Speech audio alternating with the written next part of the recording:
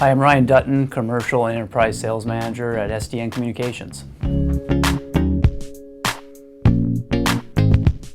Well, there's several things that you can do, and I think I would start with making sure that the consumer is purchasing products that they have a good reputation in the marketplace.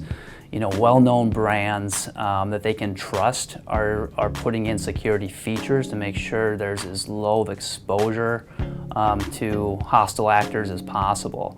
You know, you can save some money with some off-market brands, but potentially there's greater exposure and liability with some of those things. So if you've never heard of them, if the price point is too low to be true, you know, I'd really recommend doing some additional research on that.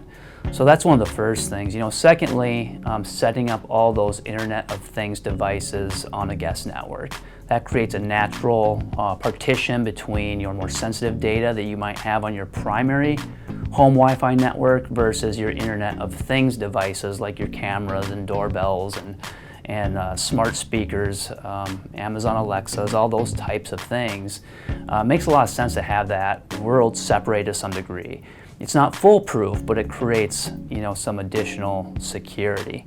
And the final thing I'd suggest is reaching out to your internet service provider, your ISP, to see if they might have a managed Wi-Fi router service that they offer.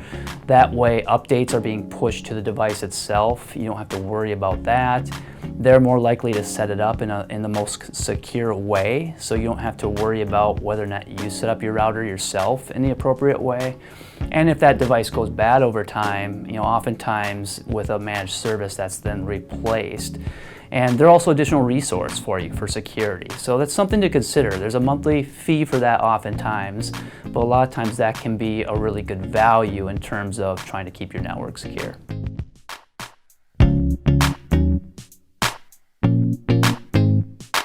Well, I think it starts with bandwidth in, you know, a large degree. You're seeing small businesses simply consume more bandwidth than they used to. More things are being pushed to the cloud. That's a real benefit to small businesses in some regards, that, you know, not having as many things actually in-house, but, you know, pushing that data out to the cloud.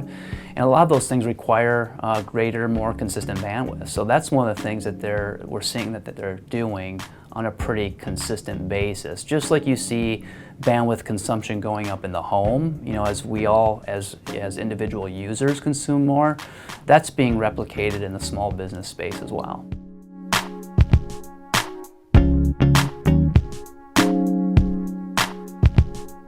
I think primarily the biggest risk is still always the human factor.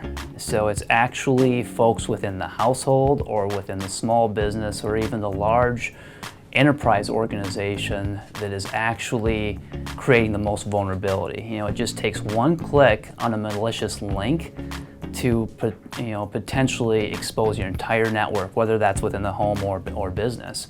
So the human element is really the hardest thing to manage from that degree, because you can lock everything down in an appropriate way, but if one person makes a mistake, there's vulnerability.